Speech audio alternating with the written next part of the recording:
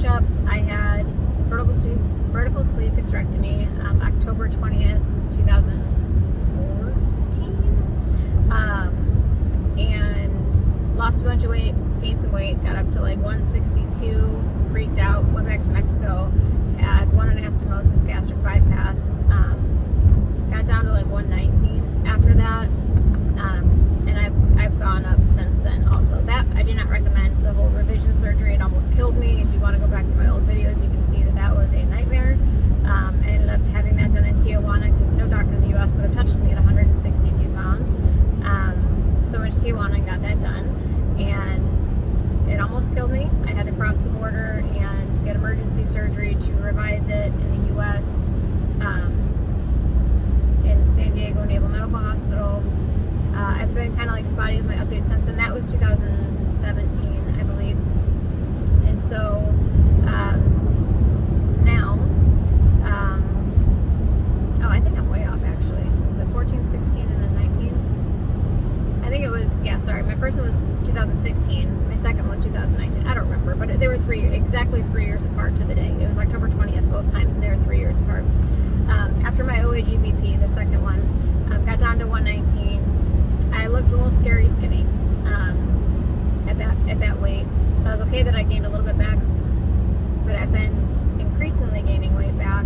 I got back up to 151, which scares me. The lowest I was ever able to get on my own dieting is when I did low carb for a little over a year. I got down to like 156, was like my lowest that I was ever able to before I ever had any surgeries. And then it seemed like every time after that, anytime I tried dieting again, like the 1 year that I did it and I stuck to it was great.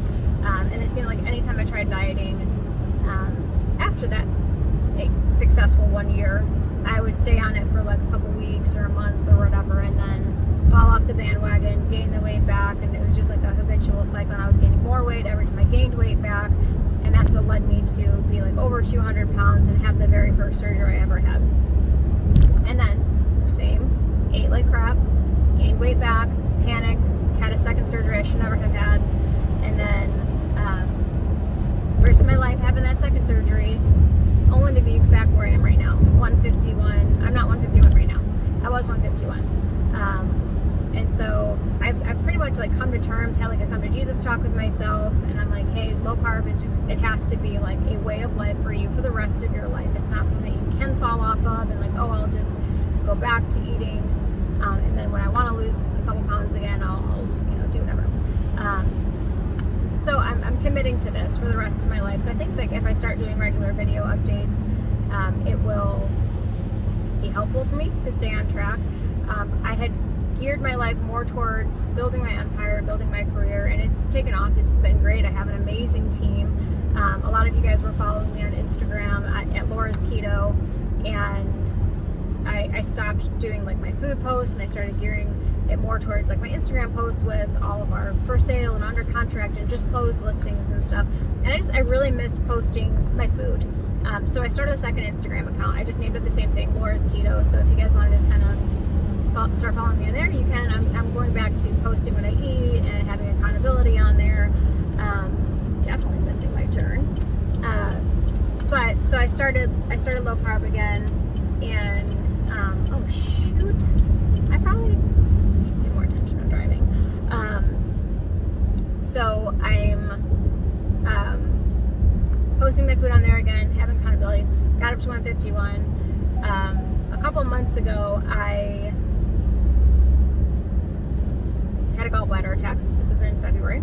Landed me in the hospital. I thought I was having a heart attack. It was 3 o'clock in the morning. If y'all have ever had a gallbladder attack, you know exactly what I'm talking about. If you haven't, you might think it's a heart attack. I thought I was having a heart attack, and I went to the emergency room, woke up, chest pains that instantly put me on all fours on the ground. It was just all kinds of bad. So went there. They did a EKG because I thought it was my heart, and then they did an ultrasound. Turns out I had gallstones. Most bariatric surgeries, they take your gallbladder out. Mine, they didn't. In any of the three, like, so both in Mexico and then the revision in San Diego, They never took my gallbladder out for any of these surgeries. Had a gallbladder attack in February. They sent me to a referral doctor. The referral doctor said, well, no, like I think because you've had these bariatric surgeries, there's a lot of scar tissue around there, and it's just a high-risk surgery to take it out. So let's just leave it in. You might never have an attack again. And opted not to take it out.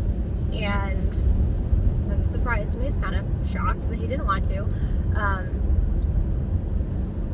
Last week, I started keto again, which is high fat, which if you have gallstones, that's like a horrible thing to do.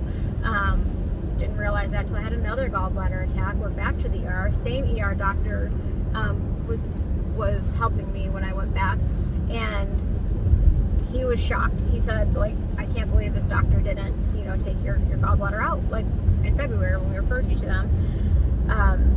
I had looked up the doctor who didn't want to take it out.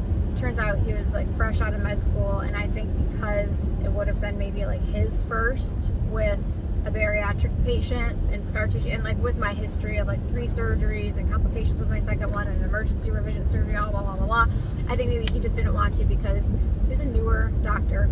So I explained that to the ER doctor a few days ago when I went back and had another gallbladder attack, which was fantastic. It was the Doctor Strange movie had just came out. I was in the movie theater when it happened, and I don't know what set it off. I wasn't eating popcorn or anything. I just was in the movie theater, started having the most intense chest pains.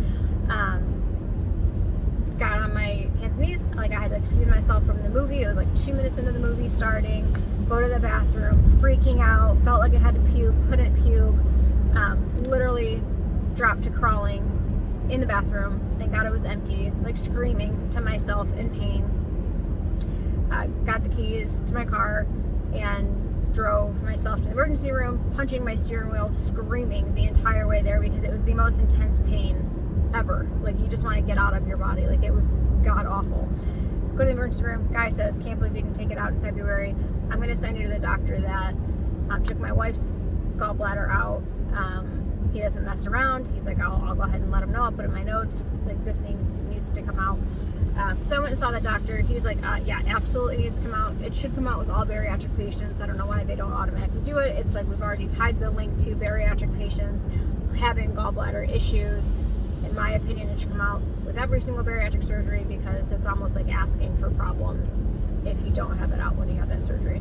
So that's getting out in 15 days. I'll be going back for surgery 15 days, 14 days, something like that from now. I'll keep you guys posted on how that goes and how the recovery goes. He said he's going to try to do it laparoscopic, but because of scar tissue, if he can't do it laparoscopically, he's going to do an open surgery for it, which is like a 4-inch scar. And I said, hey, no worries. That's the Marilyn Monroe scar. Because if you guys know, she had like a little scar right there from having her gallbladder removed. So, I'll keep you posted. I just want to jump on here. I had a little bit of time driving and haven't done an update in a while. I started using Laura's Keto on Instagram again. I started the second account. I started posting pictures of my food and stuff.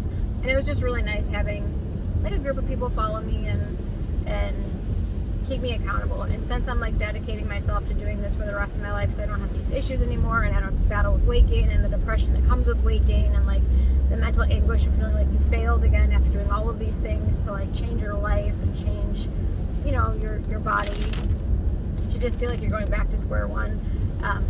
I'd like some accountability, so if you guys want to follow me on there, that would be great. I'm going to start posting on here my progress. I am down to 142 right now. So I started keto May 1st. I don't even know what day today is, May something. I want to say it's like the 8th or 9th. So instantly dropped a bunch of the water weight right away, and now I'm like 142.2 this morning. I'll jump on here and I'll try to do weekly updates, we'll see. Just for an accountability for life of this is what I do now.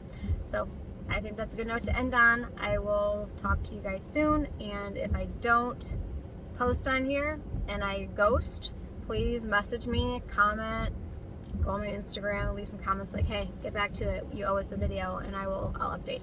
Thanks guys, bye.